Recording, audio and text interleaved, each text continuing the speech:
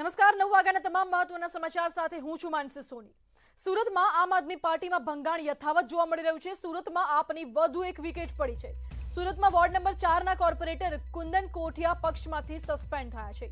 કુંદન કોઠિયા ભાજપમાં જોડાય તેવી પણ શક્યતા છે। ગેરશિસ્ત અને ગેરવર્તણૂક બદલ તેમને સસ્પેન્ડ કરવામાં આવ્યા છે। तो वॉर्ड नंबर 4 ना कॉर्पोरेटर છે કુંદન કોઠિયા, જેમને આમ આદમી પાર્ટીમાંથી સસ્પેન્ડ કરવામાં આવ્યા છે। ગેરશિસ્ત અને ગેરવર્તણૂક બદલ તેમને સસ્પેન્ડ કરવામાં આવ્યા છે, પરંતુ કુંદન કોઠિયા આગામી સમયમાં ભાજપમાં જોડાય તેવી પણ શક્યતાઓ અત્યારે વર્તાઈ રહી છે। તો આમ આદમી પાર્ટીનું ગઢ ગણાતું સુરતમાં જ ભંગાણ જોવા મળી રહ્યું છે। ભંગાણ યથાવત છે। અગાઉ વિજય સુવાળા, મહેશ સવાણી પણ રાજીનામું આપી ચૂક્યા છે, ત્યારે પક્ષ તરફથી અત્યારે વોર્ડ નંબર 4 ના કોર્પોરેટર કુંદન કોઠિયાને સસ્પેન્ડ કરવામાં આવ્યા છે। અગાઉ પણ આપના 5 કોર્પોરેટર ભાજપમાં જોડાયા હતા, તો કુંદન કોઠિયા પણ આગામી સમયમાં ભાજપમાં જોડાય તેવી શક્યતા અત્યારે વર્તાઈ રહી છે। હાલમાં પક્ષમાંથી તેમને સસ્પેન્ડ કરવામાં આવ્યા છે। આમ આદમી પાર્ટીમાંથી ગેરશિસ્ત અને ગેરવર્તણૂક બદલ તેમને સસ્પેન્ડ કરવામાં આવ્યા છે।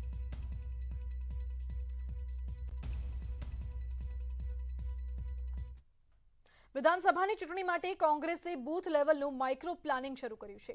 કોંગ્રેસ સમગ્ર રાજ્યમાં જનસંપર્ક અભિયાન ચલાવી રહી છે, ત્યારે ભાજપે આ બાબતને પોતાના માટે ગર્વ સમાન ગણાવી છે। શા માટે, જોઈએ આ રિપોર્ટમાં।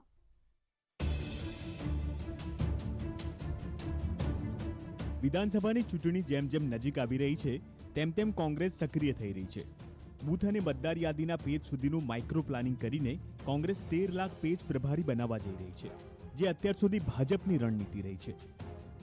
તાલુકા કોંગ્રેસ સમિતિની નીચે જિલ્લા પંચાયત સીટ વાઇઝ સંયોજક, તાલુકા પંચાયત સીટ વાઇઝ સંયોજક અને એની નીચે દરેક બૂથ પર એક પુરુષ અને એક મહિલા જનમિત્રની નિમણૂક કરીને આવનારા દિવસોમાં હવે અમે દરેક મતદાર યાદીના પાના દીઠ એક પેજ પ્રભારીની નિમણૂક કરવા જઈ રહ્યા છે।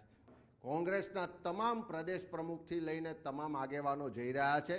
લોકોની વચ્ચે જઈશું, લોકોની જે તકલીફો છે, લોકોના જે પ્રશ્નો છે એમાં સામેલ થઈશું અને આ અમારી જનસંપર્કના માધ્યમથી સભ્ય નોંધણી ઝુંબેશ કરીશું, લોકોને જોડવાનું કામ કરીશું અને મિશન 2022ની તૈયારી તરફ આગળ વધીશું। કોંગ્રેસ 14 થી 24 ફેબ્રુઆરી સુધી તમામ જિલ્લાઓમાં મહાજનસંપર્ક અભિયાન ચલાવી રહી છે। ત્યારબાદ 25 ફેબ્રુઆરીથી 5 માર્ચ સુધી શહેરોમાં મહાજનસંપર્ક અભિયાન ચલાવાશે, જેનો હેતુ સ્પષ્ટ છે, લોકો સુધી પહોંચવાનો।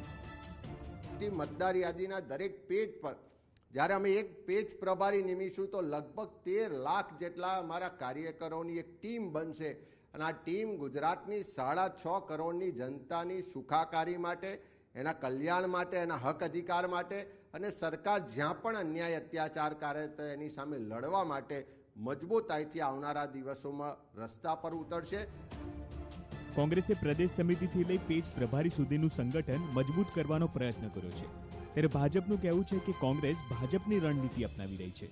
ભાજપનું કહેવું છે કે કોંગ્રેસે CR પાટીલ પાસેથી પ્રેરણા લીધી છે। 135 વર્ષ જૂનો પક્ષ જ્યારે ભારતીય જનતા પાર્ટીના પ્રદેશ અધ્યક્ષ ગુજરાતના કોઈ પણ કાર્યકર્તા હોય એની પ્રેરણા લઈને કાર્ય કરતો હોય તો એ અમારા માટે ગર્વની બાબત છે અને અમે કોપી તો ન કહી શકીએ, પરંતુ એક આદર્શ માની CR પાટીલ સાહેબને અને પક્ષ જો ભારતીય જનતા પાર્ટીનો આદર્શ માનીને કોંગ્રેસ કાર્ય કરી રહ્યું હોય તો અમારા માટે ગર્વરૂપ થઈ શકે। પેજ પ્રમુખ સુધીનું માઇક્રો પ્લાનિંગ કરવા પાછળ કોંગ્રેસનો હેતુ 20 બેઠકો પર ધ્યાન કેન્દ્રિત કરવાનો છે, જ્યાં 2017માં કોંગ્રેસ ઘણા ઓછા માર્જિનથી હારી હતી, જેને જોતા કોંગ્રેસે 2022માં 125 બેઠકો જીતવાનો લક્ષ્યાંક નિર્ધારિત કર્યો છે, તો સામે ભાજપનો લક્ષ્યાંક તમામ 182 બેઠકો જીતવાનો છે। હવે જોવું એ રહેશે કે કોનું માઇક્રો પ્લાનિંગ કામ કરી જાય છે। પ્રણવ પટેલ, ન્યૂઝ 18 ગુજરાતી, અમદાવાદ।